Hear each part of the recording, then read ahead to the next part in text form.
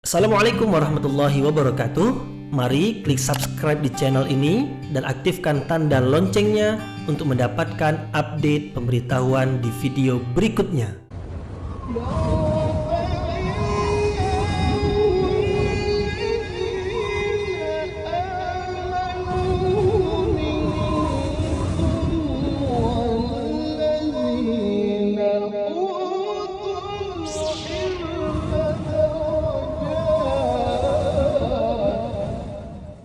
A'udzubillahi minasyaitonirrajim. Bismillahirrahmanirrahim. Assalamualaikum warahmatullahi wabarakatuh.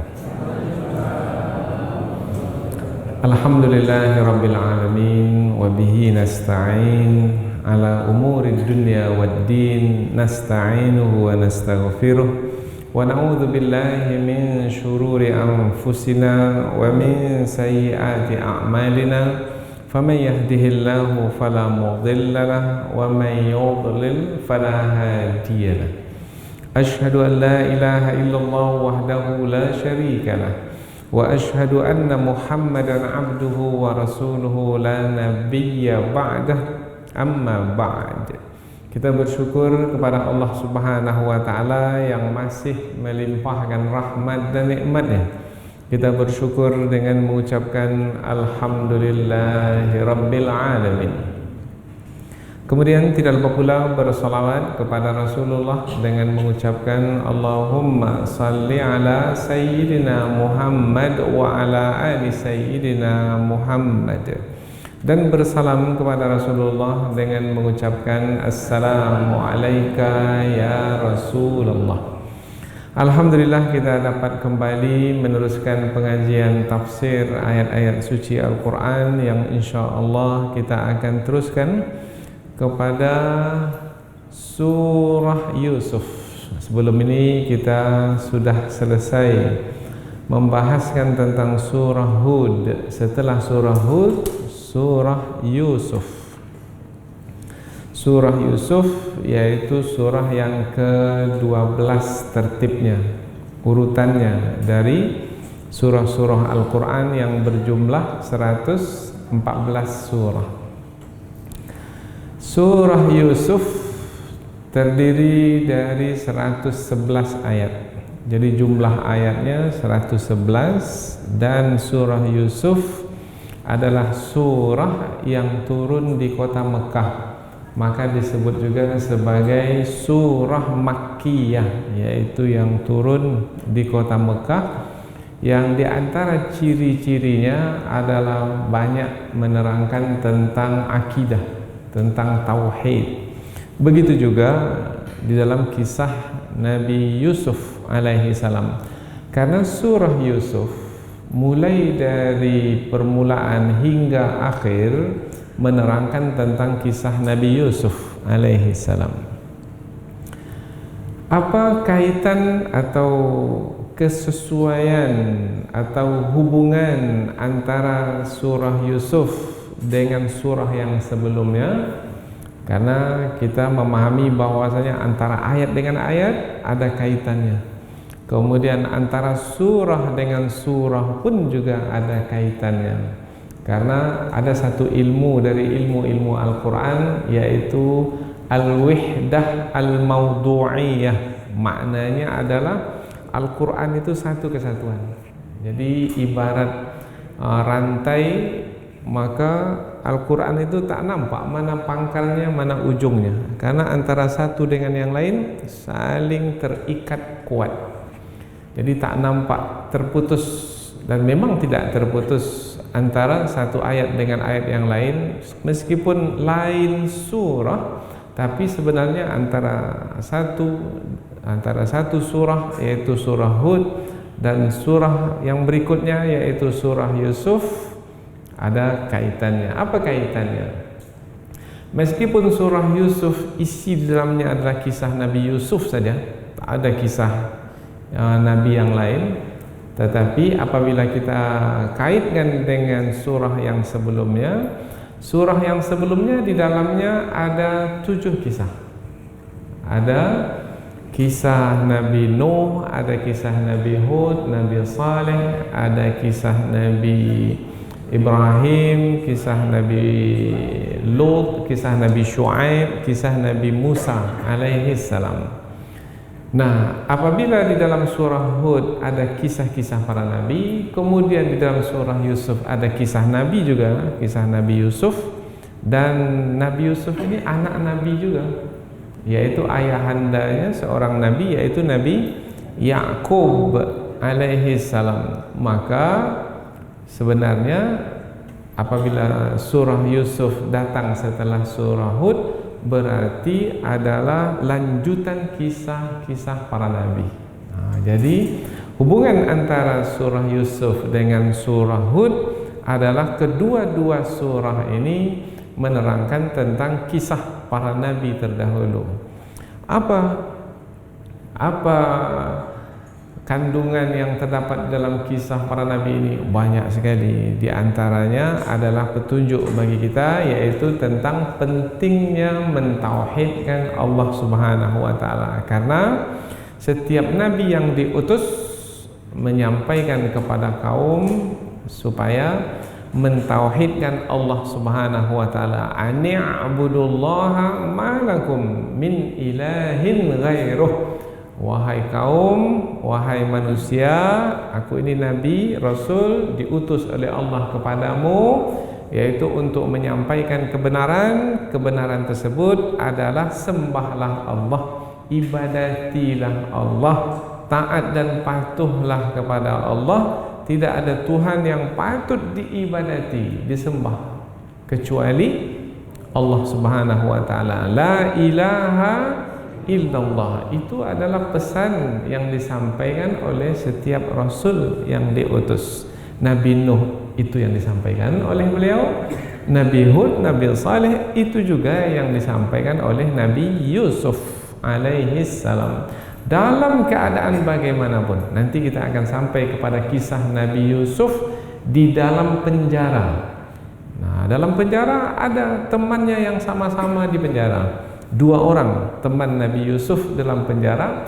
Di dalam penjara itu Nabi Yusuf menyampaikan kepada kedua temannya itu tentang Allah Subhanahu wa taala, Tuhan yang diibadati, dan tidak ada di sana selain Allah Tuhan yang diibadati. La ilaha illallah.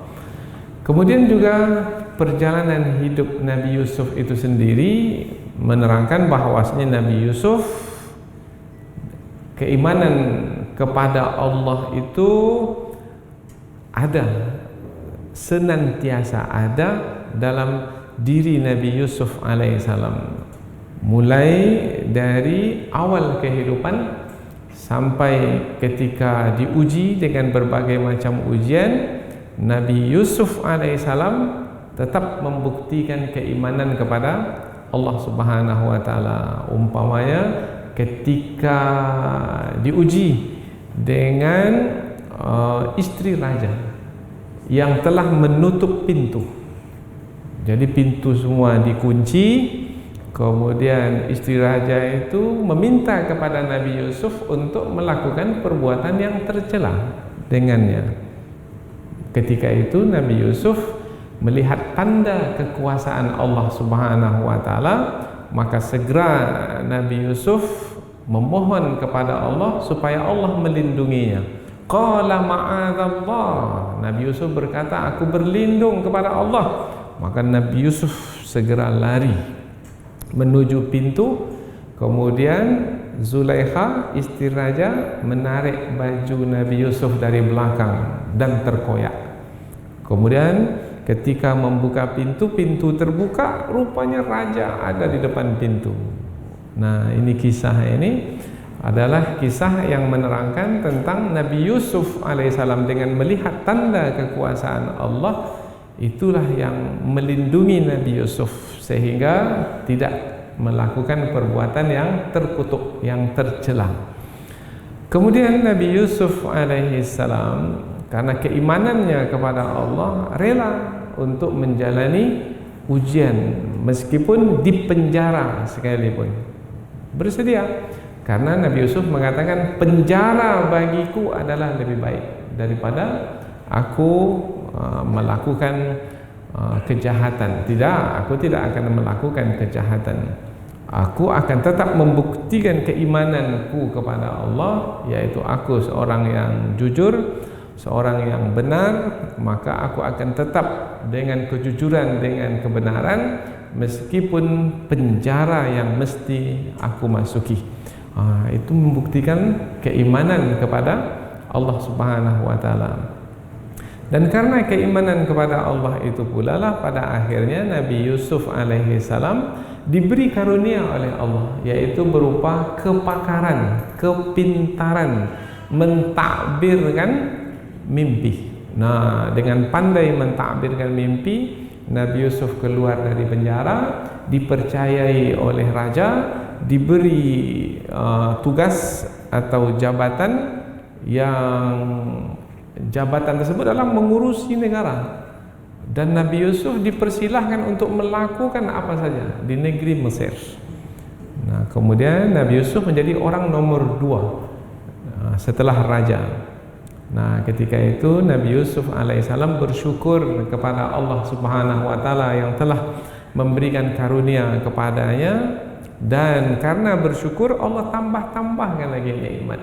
Tadinya terpisah dengan ayah, sekarang Allah kumpulkan kembali dengan ayahandanya setelah berpisah sekian tahun lamanya. Sekian tahun berapa lama ya? Nabi Yusuf alaihissalam dari umur 17 tahun terpisah, baru bertemu kembali dengan ayahandanya pada umur 39 tahun. Berapa lama terpisahnya itu? Nah, lama juga ya. Dapat kembali, dan yang menghimpunkan kembali Nabi Yusuf dengan ayahandanya dan ahli keluarganya adalah Allah Subhanahu wa taala.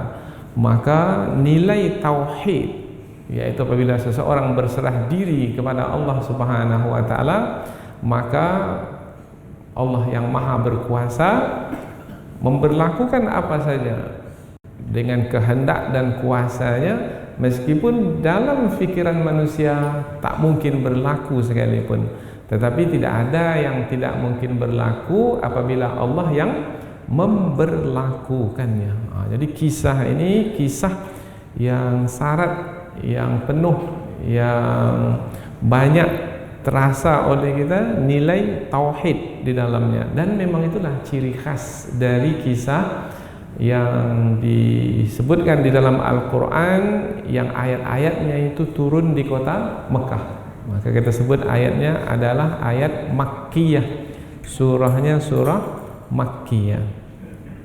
Kita batasi dalam pertemuan yang pertama ini pada 3 ayat pertama saja terlebih dahulu, dan ini masih belum masuk lagi ke kisah Nabi Yusuf secara terperinci. Di permulaan surah Yusuf ini Allah Subhanahu wa taala menerangkan tentang kedudukan Al-Quran.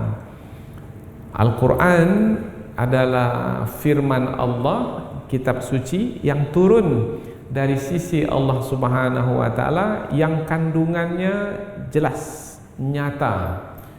Jelas, nyata kebenarannya.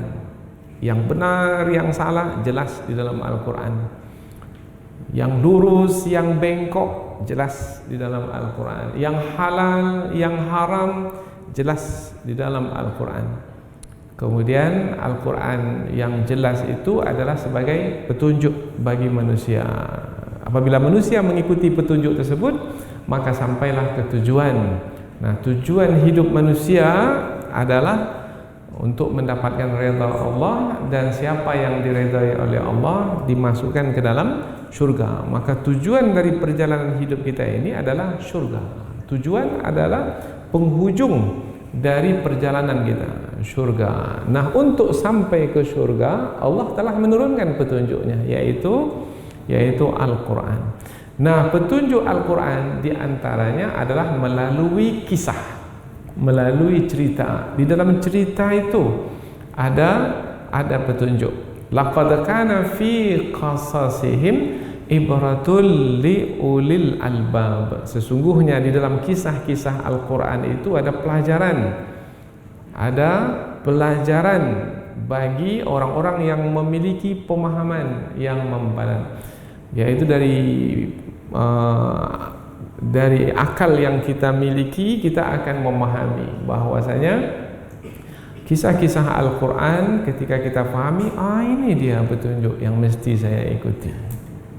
Makana hadithan yuftara. Kisah-kisah Al-Quran itu bukan kisah-kisah dongeng, kisah yang dibuat-buat, tidak. Tasdiqan baina yadai. Kitab Al-Quran yang isinya kisah adalah kisah yang memang kisah itu pernah berlaku pada masa dahulu. Bahkan kisah Nabi Yusuf sudah lama, kisah Nabi Yusuf, tetapi kisah Nabi Yusuf itu ada di dalam kitab Taurat yang diturunkan kepada Nabi Musa alaihi salam. Maka ada orang-orang Yahudi ketika Nabi menyampaikan kisah Nabi Yusuf ini kepada mereka, maka apa kata orang Yahudi? Ini yang disampaikan oleh Muhammad ini ada dalam kitab suci kita. Berarti Muhammad ini adalah Nabi juga. Akhirnya orang-orang Yahudi itu memeluk Islam. Ini ada disebutkan di dalam sebab turun ayat bahwasanya surah Yusuf ini turun adalah karena orang Yahudi meminta kepada Rasulullah supaya menceritakan tentang kisah Yusuf alaihissalam. Turun surah Yusuf. Nabi mana tahu tentang kisah-kisah masa lalu, karena Nabi seorang yang buta huruf, tak pernah baca, tak pernah berguru, tak pernah mendengar dari siapa-siapa. Tetapi karena Allah telah menurunkan Al-Quran kepada Rasulullah, isinya adalah kisah-kisah, di antaranya kisah Nabi Yusuf alaihi salam, maka Nabi Muhammad menceritakan kisah Nabi Yusuf. Akhirnya orang-orang Yahudi memeluk Islam.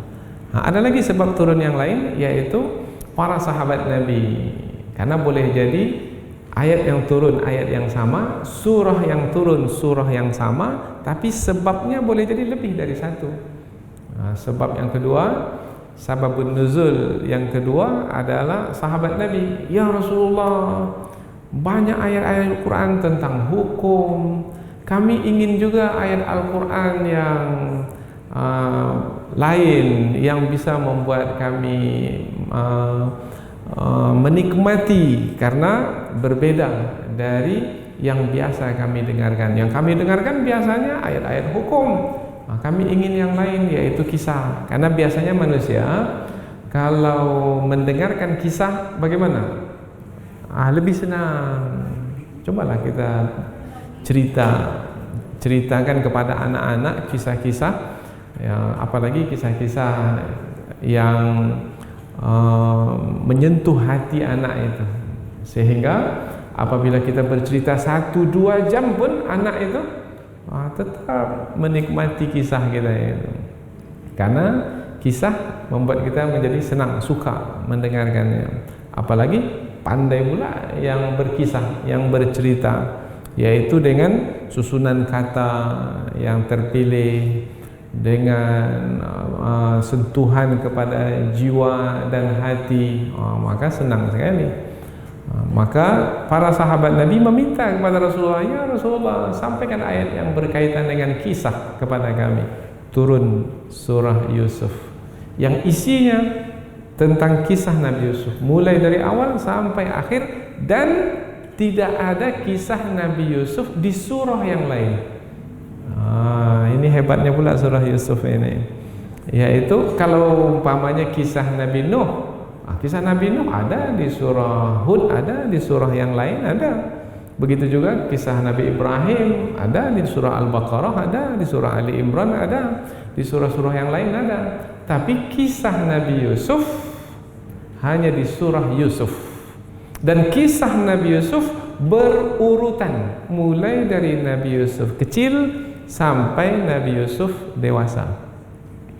Nah, maka kita nanti akan mendapatkan kisah seperti drama, seperti sandiwara, seperti perjalanan hidup yang apabila kita bawa kepada diri kita, kita pun akan merasakannya. Apa sebab? Sebab dalam hidup ini ada kalanya kita menjalani yang kita sukai, maka hati kita bagaimana? Gembira. Ada kalanya yang berlaku ke atas diri kita adalah yang tidak kita sukai. Kita difitnah umpamanya, kita didengki, maka kita menjadi sedih. Maka nanti kita akan menjumpai pula ayat-ayat yang membuat kita sedih pula. Oh, Nabi Yusuf seperti itu. Sepertinya kisah hidup saya seperti Nabi Yusuf pula rasanya ini. Nah, maka kita merasakan juga. Ada kalanya kita nanti membahas ayat yang membuat kita gembira, ada kalanya membuat kita menjadi sedih, yaitu ketika mendapatkan fitnah, mendapatkan musibah. Maka kisah Nabi Yusuf alaihi salam dikatakan oleh ini disebutkan dalam tafsir Imam Ibnu Katsir, yaitu ada ulama menyebutkan bahwasanya siapa yang sedih dalam hidupnya kemudian dia membaca surah Yusuf, maka setelah membaca surah Yusuf akan hilang kesedihannya. Apa sebab? Di balik kesedihan itu ada kegembiraan. Di balik kesusahan itu ada kesenangan. Di balik ujian yang berat itu ada kenikmatan yang besar yang Allah sediakan. Andaikan Nabi Yusuf tidak dibuang oleh abang-abangnya, dimasukkan ke dalam sumur, ke dalam perigi, niscaya Nabi Yusuf tidak akan menjadi penguasa di negeri Mesir. Ada dua negeri ya. Ada negeri Palestina, itu tempat kediaman Nabi Yusuf bersama ahli keluarganya, bersama ayahandanya, ibundanya, dengan abang-abangnya. Berapa abang Nabi Yusuf? 10. Dan ada satu lagi adik Nabi Yusuf, yaitu Bunyamin. 10, satu adik, 10 abang, satu adik, 11. Bersama dengan Nabi Yusuf 12. Nah, 12 ini menjadi 12 suku nantinya, keturunan. Jadi 12 suku, dan itulah suku Bani Israel. Bani Israel, anak Israel. Israel itu siapa? Israel itu Nabi Yakub. Nabi Yakub itu bapak Nabi Yusuf alaihissalam. Jadi kalau disebut Bani Israel, siapa Bani Israel? 12 anak Nabi Yakub yang beranak pinak sampailah kepada Nabi Musa, sampai kepada Nabi Zakaria, Nabi Yahya, Nabi Isa alaihissalam. Jadi kisah tentang Nabi Yusuf alaihissalam adalah kisah yang kita dapat ketahui mulai dari awal perjalanan hidup Nabi Yusuf sampai kepada Nabi Yusuf diberi oleh Allah Subhanahu wa taala kekuasaan untuk memegang jabatan tertinggi setelah raja di Mesir. Jadi nanti akan banyak pelajaran yang kita dapatkan dari kisah Yusuf alaihi salam.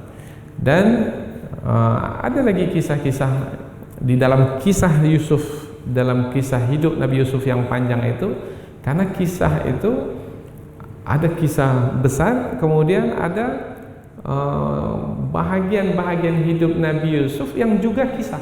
Jadi ada kisah Nabi Yusuf di Palestina, kemudian ada kisah Nabi Yusuf di dalam perjalanan menuju Mesir, ada kisah Nabi Yusuf dijual di Mesir, ada kisah Nabi Yusuf di dalam istana Raja Mesir, ada kisah Nabi Yusuf dalam penjara, ada kisah Nabi Yusuf diberikan kekuasaan, ada kisah Nabi Yusuf menjemput ayahandanya di perbatasan, ada kisah Nabi Yusuf mengangkat atau mendudukkan ayahandanya dan ibundanya di atas singgah sana.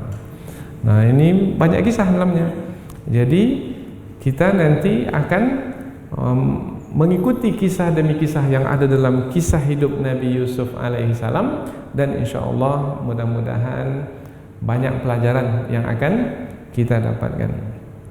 Namun di pertemuan yang pertama ini kita ingin menyampaikan bahwasanya kisah Nabi Yusuf alaihissalam yang banyak pelajaran di dalamnya itu adalah kisah terbaik yang ada di dalam Al-Quran. Banyak kisah-kisah Al-Quran, banyak kisah-kisah di dalam Al-Quran, dan semua kisah tersebut adalah kisah-kisah yang terbaik.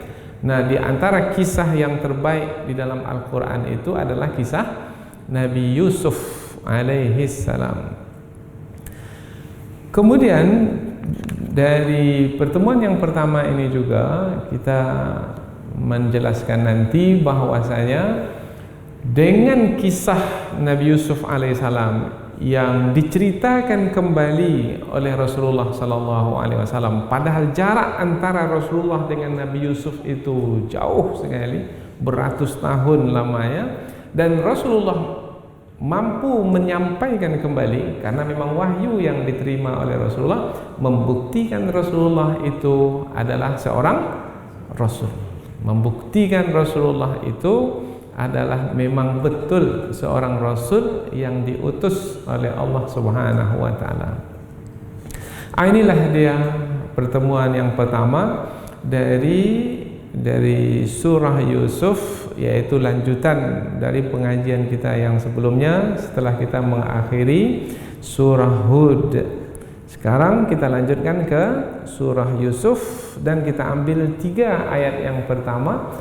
Kita letakkan judul untuk 3 ayat pertama ini, yaitu kisah Al-Quran adalah kisah yang terbaik. Nah, di antaranya adalah kisah Nabi Yusuf alaihi salam, yang insya Allah kita akan mulai tentang kisah Nabi Yusuf pada pertemuan yang berikutnya. Allah Subhanahu wa Ta'ala berfirman, A'udzu billahi minasyaitonir rajim, Bismillahirrahmanirrahim. Alif Lam Ra, tilka ayatul kitabil mubin, inna anzalnahu qur'anan arabiyyan la'allakum ta'qilun. Nahnu naqussu 'alaika ahsanal qasasi bima auhayna ilaika hadzal qur'an wa in kunta min qablihi laminal ghafilin. Allah berfirman, Bismillahirrahmanirrahim, dengan nama Allah yang Maha Pengasih lagi Maha Penyayang. Alif Lam Ra, Alif Lam Ra.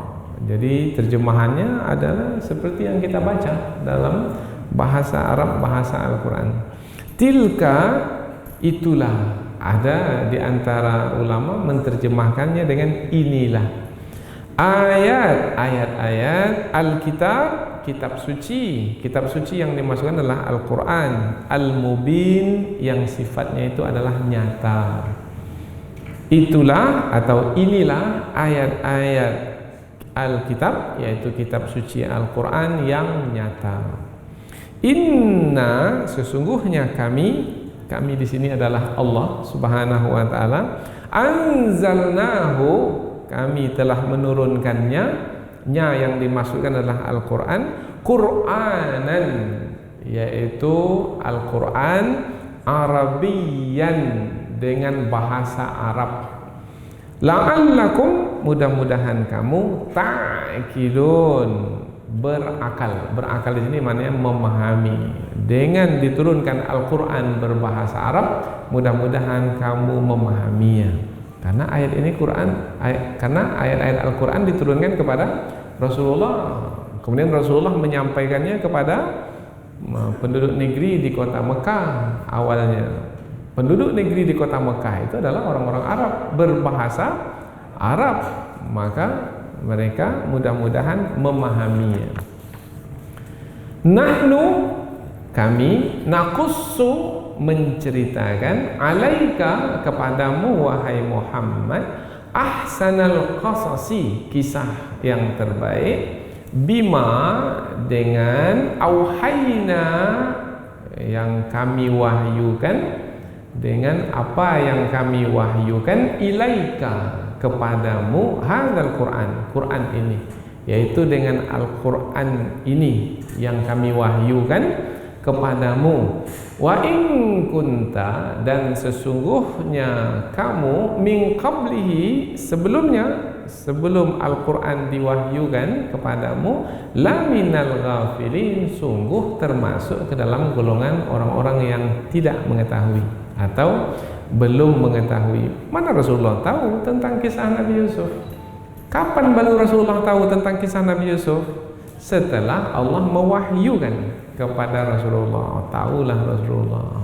Karena Rasulullah, kita ulang sekali lagi, ini penting, karena Rasulullah seorang yang buta huruf, dan Rasulullah tidak pernah belajar dari siapapun guru, tak pernah mendengar cerita tentang kitab suci yang terdahulu dari siapapun.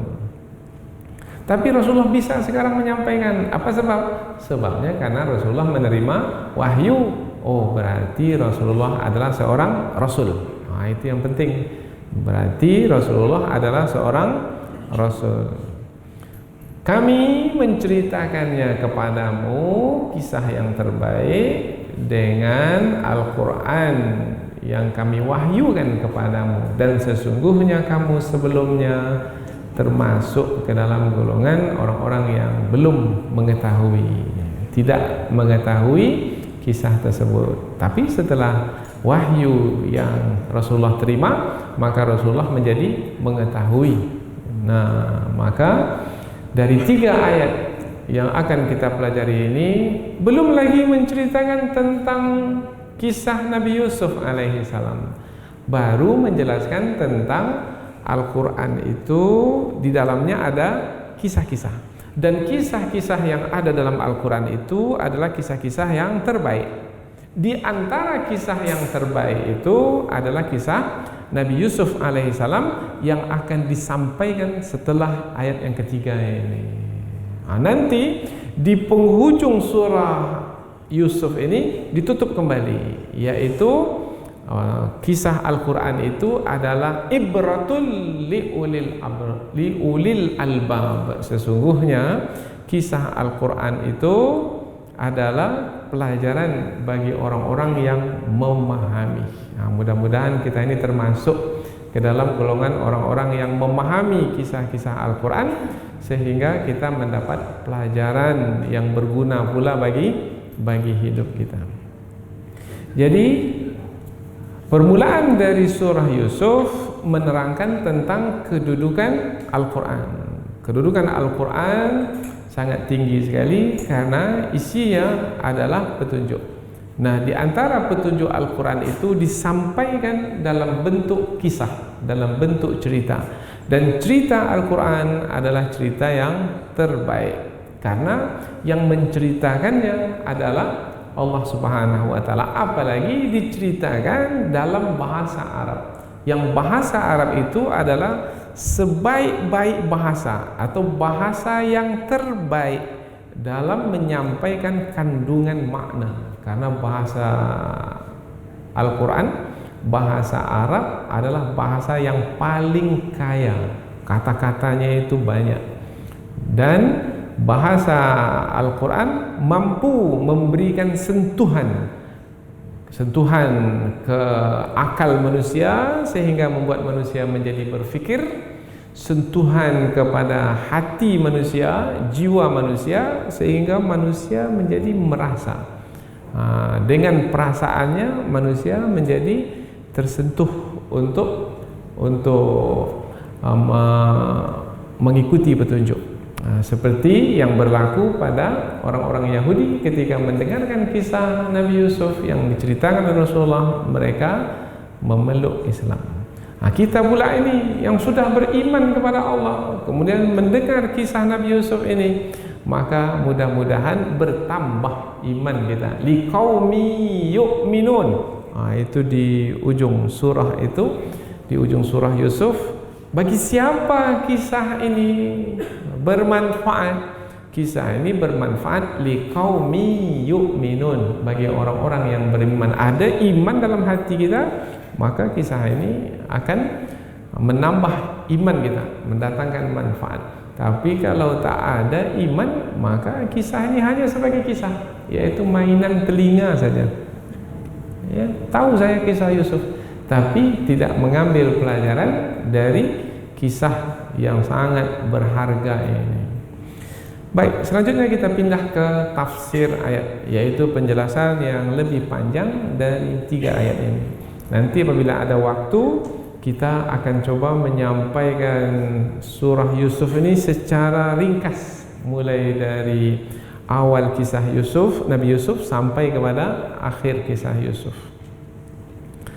Di permulaan surah, Allah membuka surah ini dengan huruf alif dan huruf lam dan huruf ra. Huruf ini disebut dengan huruf muqata'ah. Muqata'ah maknanya huruf yang terputus-putus. Huruf ini tak ada barisnya. Nah, karena huruf ini tidak ada barisnya, maka untuk membaca huruf ini kita baca huruf itu betul. Nama huruf itu betul yang kita baca. Biasanya kalau alif itu berbaris di atas kita baca A. Kalau berbaris di bawah kita baca I.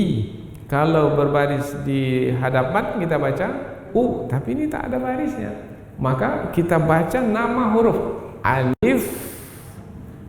Kemudian kita baca lagi nama huruf lam. Kalau berbaris la, li, lu. Ini enggak. Ini kita baca nama huruf betul-betul. Lam, ro. Kita baca alif lam ra. Sudah kita sampaikan dahulu ketika membahaskan tentang alif lam mim di surah Al-Baqarah, yaitu huruf yang terputus-putus yang ada di pangkal surah adalah menerangkan tentang mukjizat Al-Quran. Mukjizat, apa makna mukjizat? Maknanya firman Allah yang datang dari sisi Allah yang tak mampu dibuat oleh manusia, siapapun manusianya, yang seperti itu, yang seperti Al-Quran yang Allah turunkan itu. Meskipun manusia itu berucap, yaitu dalam ucapannya, dalam berkata-kata, dalam perkataan mereka menggunakan huruf yang sama. Orang Arab menggunakan huruf alif. Menggunakan huruf alif juga, ya. Orang Arab menggunakan huruf lam juga dalam perkataan mereka, ya. Huruf ro juga, ya. Karena kata-kata Arab itu adalah dari kata-kata yang sama. Alif, ba, ta, sa, jim, ha, kha. Huruf-huruf Al-Quran sama dengan huruf-huruf yang dipakai oleh orang Arab dalam menyusun kata-kata mereka. Sama. Baitun, orang Arab menggunakan perkataan baitun, rumah, ba, ya, ta. Di dalam Al-Quran juga huruf yang sama yang dipakai. Tetapi orang Arab tidak mampu untuk mendatangkan yang seumpama dengan Al-Quran. Mereka lemah, tidak berdaya.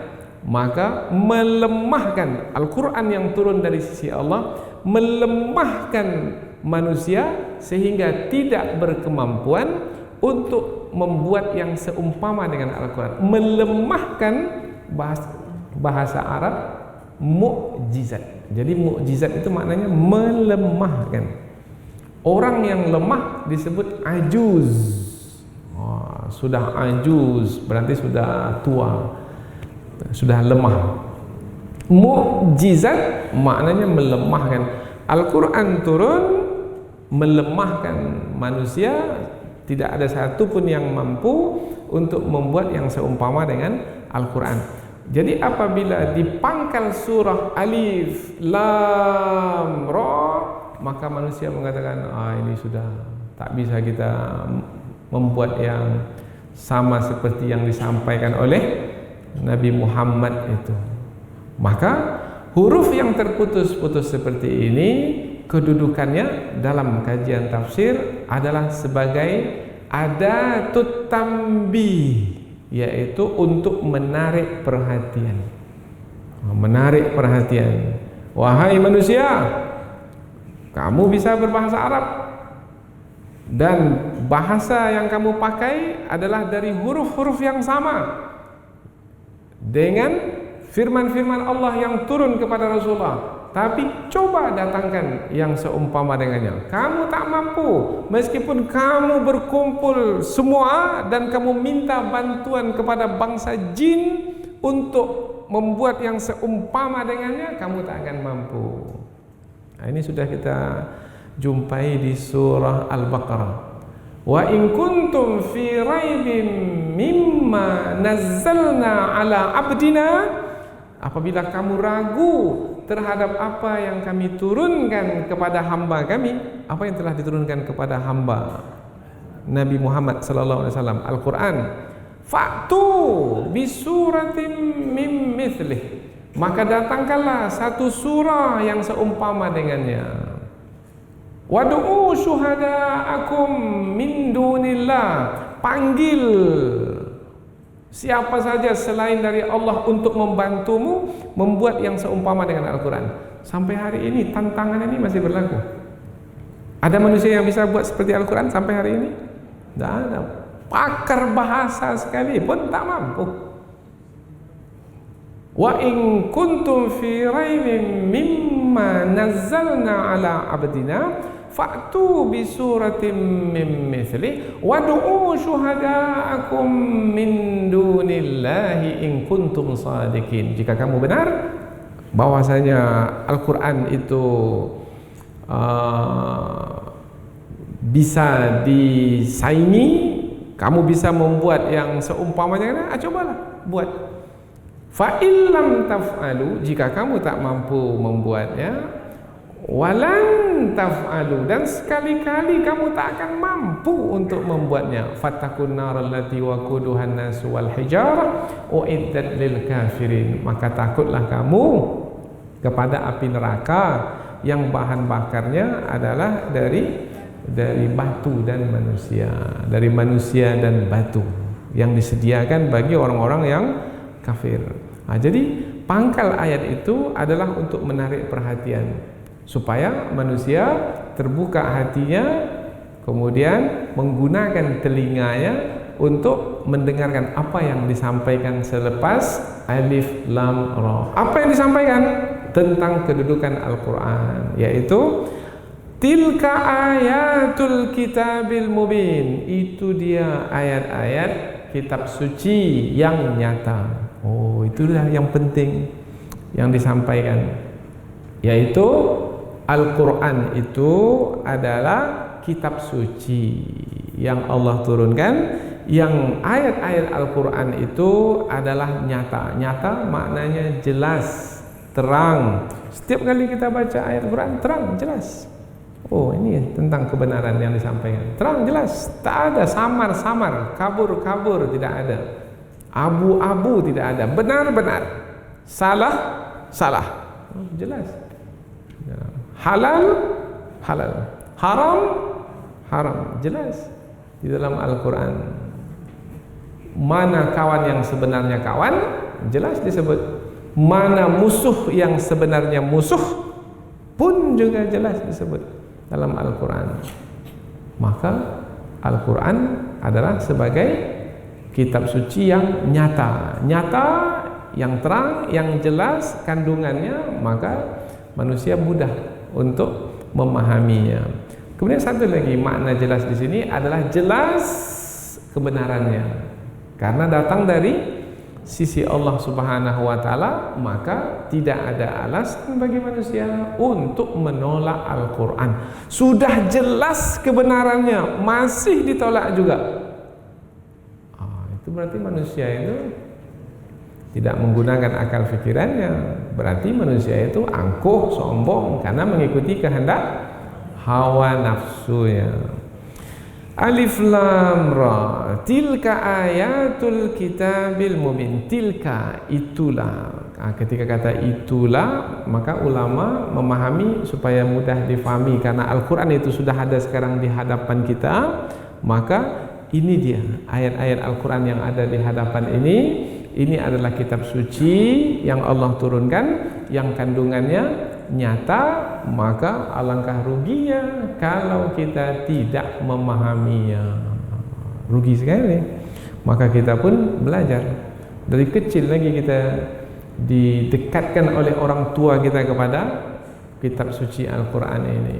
Pertama dengan membacanya. Pertama baca alif, ba, ta, sa. Setelah itu pandai kita khatam Al-Quran. Dibuatkan pula acaranya itu, acara khatam Al-Quran. Panggil orang kampung ramai, sembelih satu kambing kan?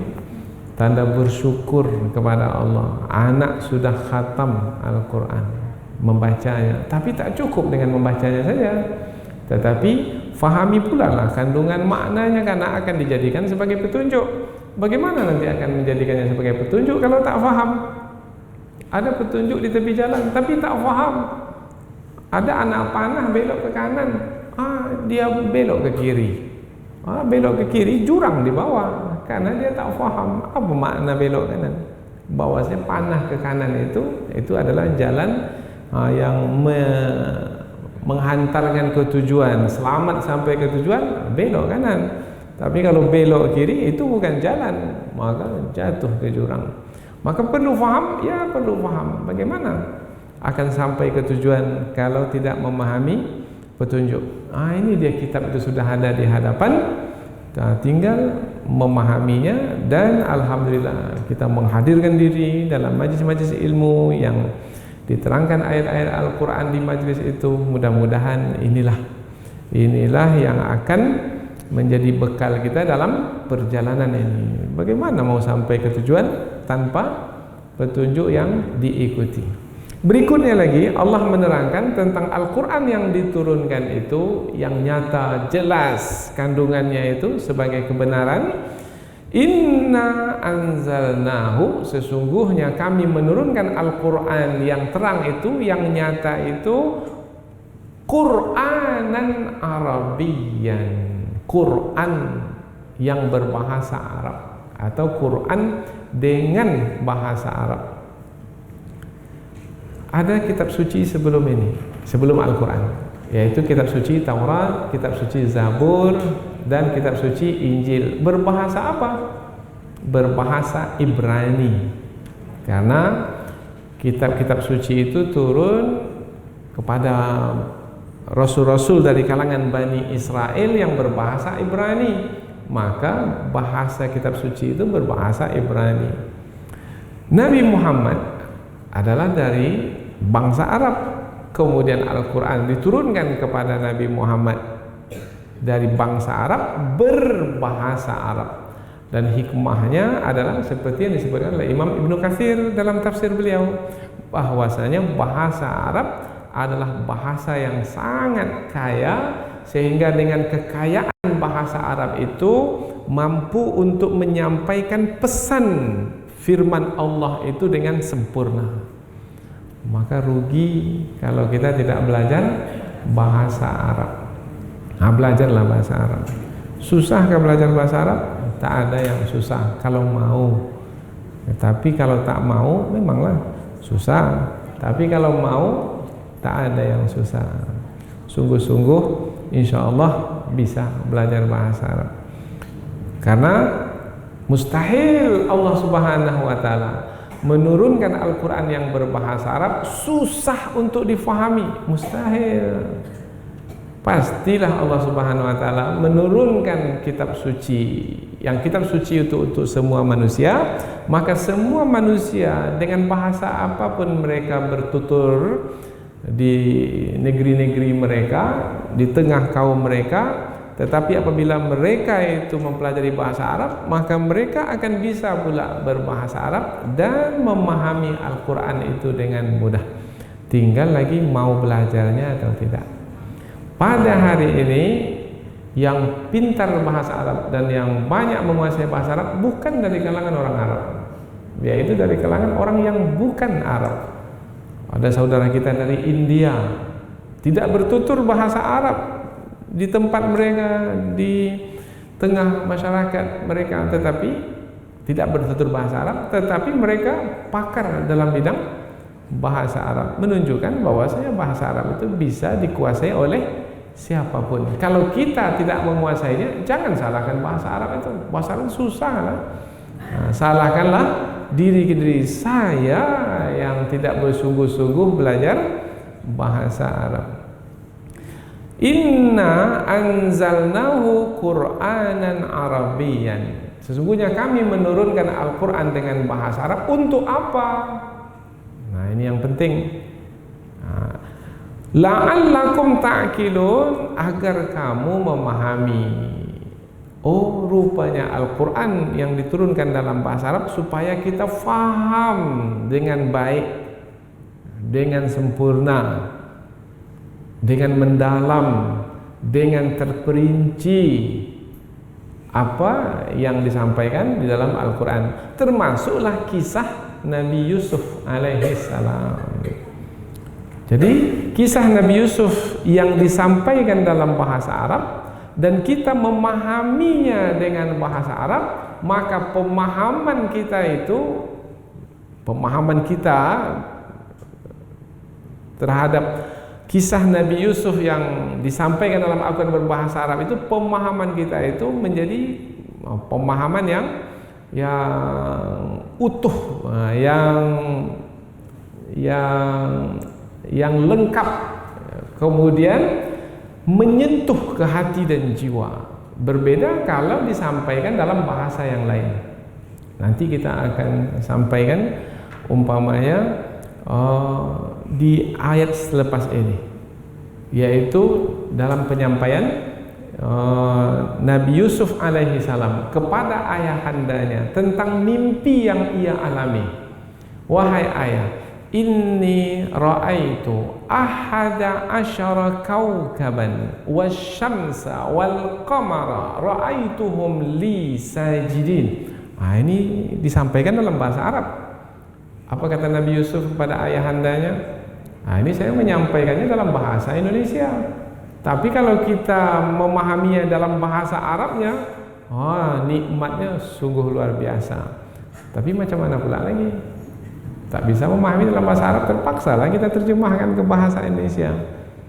Apa kata Nabi Yusuf alaihissalam? Wahai ayahanda, sesungguhnya aku melihat dalam mimpi. Melihat dalam mimpi. Berarti dalam mimpi itu kita bisa melihat juga. Nah, lihat ini perkataan melihat. Melihat dalam mimpi. Iya, seperti kita menyaksikan sesuatu dalam mimpi. Inni ra'aitu, apa yang dilihat?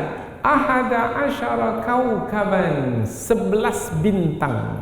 Ahada asyara kaukaban, 11 bintang, melihat 11 bintang. Kemudian apa lagi? Asyamsa wal qamara, matahari dan bulan. Ra'aituhum, aku melihatnya. Tadi inni ra'aitu, aku melihat. Kemudian diulang lagi, ra'aituhum li sajidin, aku melihatnya. Diulang kata melihat itu 2 kali. Wah, ini penyampaian yang seperti ini maknanya di dalam bahasa Arab bahwasanya, wahai ayah, ini mimpiku ini adalah mimpi yang lain dari biasa ini, wahai ayah. Betul aku melihatnya. Ke-11 bintang itu, tambah matahari, tambah bulan, semuanya bersujud kepadaku. Apa maknanya ini, wahai ayah? Wah, itu baru bahasa kita itu sudah nikmat kita mendengarnya, apalagi yang bahasa Arab. Seperti apa nikmatnya bahasa Arab? Belajarlah bahasa Arab dulu. Kalau tak bisa lah kita merasakannya. Kalau kita mendengar yang dalam bahasa Arabnya, subhanallah, ya abati inni ra'aitu ahada asyara kaukaban wasyamsa wal qamara ra'aituhum li sajidin. Aku melihat semuanya kepadaku bersujud. Tidak menyebut bersujud kepadaku, tidak, kepadaku bersujud. Itu dimajukan kepadakunya, baru bersujudnya ke belakang. Itu apa maknanya? Itu ada makna juga dalam bahasa Arab. Ada takdim, ada ta'khir. Oh, hebat sekali bahasa Arab. Ya, hebat. Siapa yang mengetahui kehebatannya? Yang tahu. Siapa yang tahu? Yang mempelajari, ya, maka rugilah orang yang tidak mempelajari bahasa Arab. Sekarang bersama kami ini ada peserta yang belajar bahasa Arab.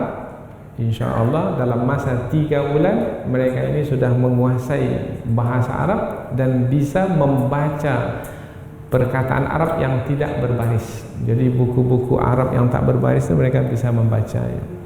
InsyaAllah. Ayat Al-Quran ini kan ada baris ini, mudah kita bacanya. Tapi kalau dibuang barisnya ini, susah kita bacanya. Tapi yang menguasai bahasa Arab akan bisa membacanya. Kapan berbaris di atas, berbaris di bawah, berbaris di hadapan, berbaris sukun, bisa. Karena itu adalah berkaitan dengan nahu, tata bahasa Arab, dan juga dengan menguasai saraf, yaitu bentuk kata. Maka beruntunglah orang yang belajar bahasa Arab.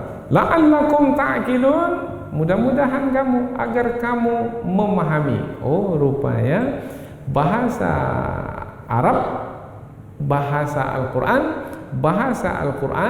bahasa Arab membuat kita bisa memahami kandungan dari kisah, yaitu yang di dalam surah Yusuf, kisah Nabi Yusuf alaihi salam. Nanti kita akan lihat ayat per ayat yang ada dalam kisah ini dengan bahasa Arab yang menyampaikan kisah Nabi Yusuf ini. Dahulu Nabi Yusuf itu bertutur dengan bahasa apa?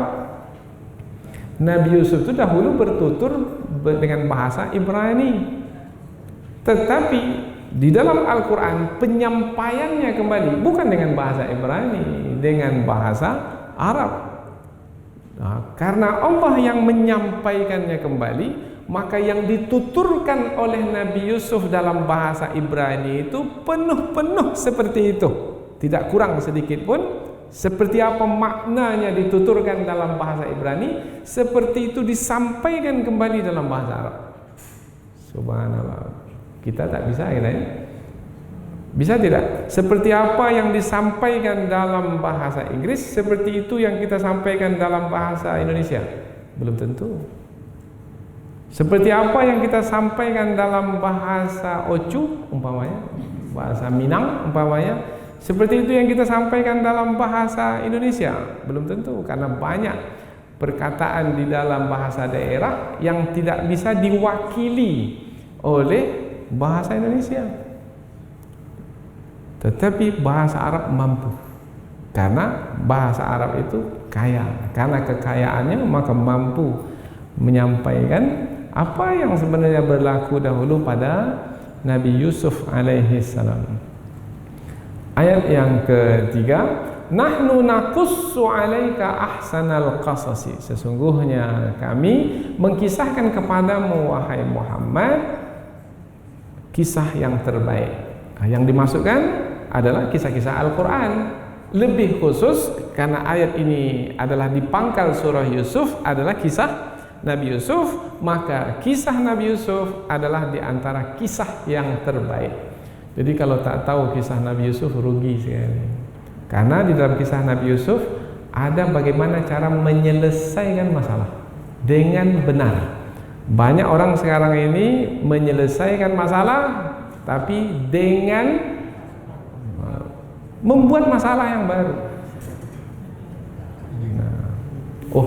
Saya tak mau di penjara karena di penjara itu menyusahkan saya, membuat saya menderita. Maka saya terima sajalah kebohongan itu sebagai kebohongan yang dianggap benar oleh orang. Nabi Yusuf tak mau. Tidak. Yang benar-benar, yang salah, salah. Sampai Nabi Yusuf itu dijemput ke penjara untuk keluar. Kata Nabi Yusuf, tidak, saya tak mau keluar dari penjara ini. Sehinggalah raja, istri raja, dan wanita-wanita yang menuduh saya melakukan perbuatan tercela mengaku saya tidak melakukannya. Ada Yusuf seperti itu sekarang? Nah, itu dia kisah Nabi Yusuf alaihi salam. Nanti kita akan sampai ke cerita itu. Sudah dikeluarkan, mau dikeluarkan dalam penjara? Enggak, saya kalau dikeluarkan macam itu saja tak mau. Saya mesti ada pengakuan dulu. Raja mengaku, istri raja mengaku, wanita-wanita yang menuduh saya melakukan perbuatan tercela dengan istri raja pun juga mengaku saya tidak yang melakukannya. Oh, hebatnya, gagah ya? Nah, jadi kisah Nabi Yusuf ini adalah kisah yang memperjuangkan kejujuran. Di zaman sekarang ini susah memperjuangkan kejujuran, karena zaman sekarang zaman hoax, zaman dusta, zaman bohong, zaman suka untuk berbohong, sehingga lain yang diucapkan di mulut, lain sebenarnya yang terjadi. Maka perlu pelajaran dari kisah Nabi Yusuf alaihissalam. Akan rugikah kalau kita jujur? Tidak. Kejujuran itu yang membawa kepada keberuntungan. Beruntungkah orang yang berbohong? Saudara-saudara Nabi Yusuf kan berbohong kepada ayahandanya. Sesungguhnya adik kami itu sudah dimakan oleh serigala. Ini bajunya wahai ayah. Ini lihat bajunya sudah berdarah-darah, dimakan oleh serigala. Tetapi itu adalah hoax. Hoax. Bohong, dusta, bidamin kadhib, darah dusta. Seperti apa darah dusta itu? Nantilah kita sampai kepada ayatnya itu. Rupanya Nabi Yusuf dimasukkan ke dalam sumur, ke dalam perigi. Tidak jauh dari sumur itu ada serigala yang baru mati. Mungkin serigala dengan serigala berkelahi, kemudian ada yang mati, darahnya tertumpah. Maka baju Nabi Yusuf diluburi dengan darah serigala. Memberitahukan kepada ayahnya, wahai ayah, ini dia baju Yusuf. Yusuf telah dimakan oleh serigala. Nabi Yakub melihat, Allah, anakku ini berbohong. Nabi Yusuf tahu anaknya itu berbohong. Dari mana Nabi Yusuf tahu anaknya berbohong? Sebab baju itu tak koyak. Kalau serigala makan manusia, tentulah serigala itu akan mengoyak baju itu dahulu. Ini bajunya pula utuh.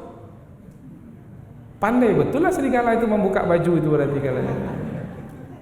Maka Nabi Yakub tak percaya bahwasanya anaknya itu telah dimakan oleh serigala. Maka dia tetap sedih menangisi anaknya, entah di mana sekarang, tapi berharap suatu ketika nanti bertemu, dan memang Allah pertemukan. Itu di ujung kisah. Semua kisah yang disampaikan kepada Rasulullah, bima auhayna ilaika hadzal Qur'an. Melalui apa? Melalui wahyu. Bima auhayna ilaika, melalui wahyu yang diwahyukan kepadamu. Nah, dengan wahyu itulah Rasulullah menjadi tahu. Sebelumnya, sebelum diwahyukan, wa in kunta min qablihi laminal ghafilin. Dan sesungguhnya kamu wahai Muhammad, sebelum diwahyukan kepadamu wahyu, kamu tidak mengetahuinya. Jadi Nabi Muhammad mengetahui melalui wahyu. Kisah Nabi Yusuf alaihissalam melalui wahyu. Nabi Muhammad mengetahuinya adalah karena menerima wahyu dari Allah. Maka ayat ini menjadi dalil bahwasanya Nabi Muhammad adalah seorang Rasul utusan Allah yang menerima wahyu dari sisi Allah Subhanahu wa ta'ala.